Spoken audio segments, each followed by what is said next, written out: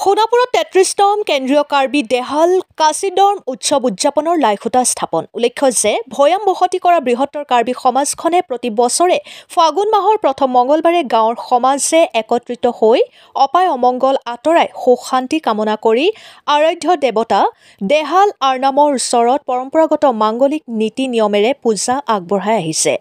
এইবাৰো অহা ফেব্ৰুৱাৰীৰ ১৭, ১৮ আৰু ১৯ তাৰিখে তিনিদিনীয়া বৰ্ণাঢ্য কাৰ্যসূচীৰে ৩৩তম কেন্দ্ৰীয় দেহাল ৰংকেৰ কাচিডৰ্ম উৎসৱটোৰ উদযাপনৰ প্ৰস্তুতিৰ আজি লাইখুটা স্থাপন কৰে স্থানীয় বিধায়ক অতুল বৰাই। অনুষ্ঠানত কাৰ্বি নৃত্য গীতৰ মাজেৰে অনুষ্ঠিত হোৱা এই শুভ অনুষ্ঠানত অঞ্চলটোৰ বিশিষ্ট ব্যক্তিৰ লগতে ডিমৰীয়াৰ বিভিন্ন প্ৰান্তৰ লোক উপস্থিত থাকে।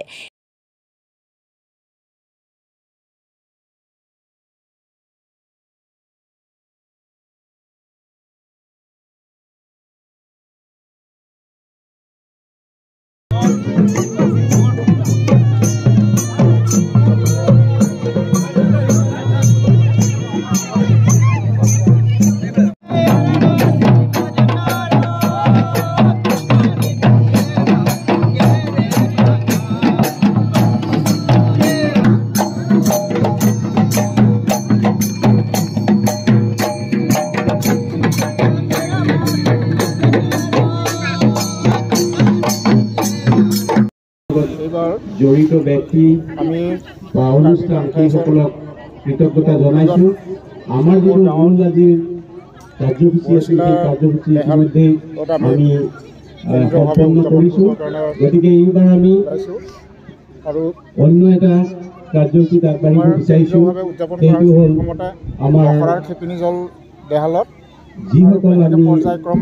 যিসকল মাননীয় অতিথিক আজি আমন্ত্ৰণ কৰিছিলোঁ তেখেতসকলক আমাৰ তৰফৰ পৰা সামান্যতম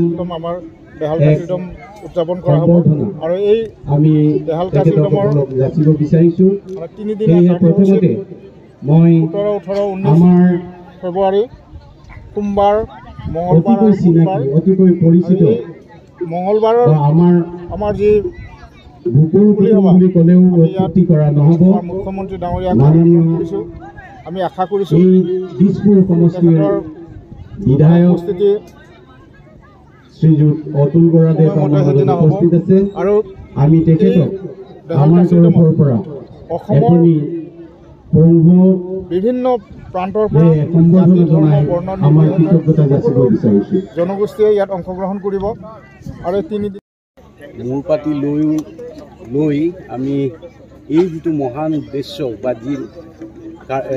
যি অনুষ্ঠান সেই অনুষ্ঠানৰ বাবে আমি যোৱা ২০২৩ৰ পৰাই আমি লাহে লাহে এই অনুষ্ঠানটোৰ বাবে আমি নিজকে প্ৰস্তুত কৰিবলৈ যত্ন কৰিছিলোঁ। আৰু এইখিনিতে এটা কথা উল্লেখ কৰিব পাৰি, যোৱা ১৯৯৪ চনত এই একে স্থানতে আমাৰ এনেকুৱা এটা এই অনুষ্ঠানটোৱে ইয়াত অনুষ্ঠিত কৰিছিলোঁ আৰু ৰাইজৰ যিখিনি প্ৰশংসা সেই প্ৰশংসাখিনিয়ে আমাক সঁচাকৈ আৰু এটা এনেকুৱা অনুষ্ঠান আমাৰ এনেকুৱা দৰে এটা পিছপৰা অনুষ্ঠানত কৰিবৰ বাবে আমাক উৎসাহ যোগাইছিলে। আৰু আমি আপোনালোকক ক'বলৈ পাই সুখী হৈছোঁ যে এই অনুষ্ঠানটোৰ জৰিয়তে বা এই অনুষ্ঠানটো ইয়াত অনুষ্ঠিত কৰাৰ যি আমি প্ৰয়াস কৰিছিলোঁ সেই প্ৰয়াসতে এই পিছপৰা গাঁওখনত আমি কিছু লাভান্বিত হৈছোঁ বুলিয়ে অনুভৱ কৰোঁ। কাৰণ আপোনালোকৰ সন্মুখত দেখিছে এই এটা পথ 1985 চনতে এই পথটো গড়কাপ্তানিকৰণ কৰা হৈছিল, কিন্তু এই সুদীৰ্ঘ বছৰ ধৰি এই পথটোৰে যাতায়াত কৰাৰ যি বিড়ম্বনা সেই বিড়ম্বনা আমাৰ সমগ্ৰ গাঁওখনৰ গাঁওবাসীয়ে মানে ভোগ কৰিব লগা হৈছিল। সেই এটা যি জ্বলন্ত যি সমস্যা সেই সমস্যাটো আমাৰ এই অনুষ্ঠানৰ দোহাই দি আমি আজি এই ৰাস্তাটোৰ কিছু উন্নতিকৰণ বা কিছু নতুনত্ব আমি দেখিবলৈ সক্ষম হৈছোঁ।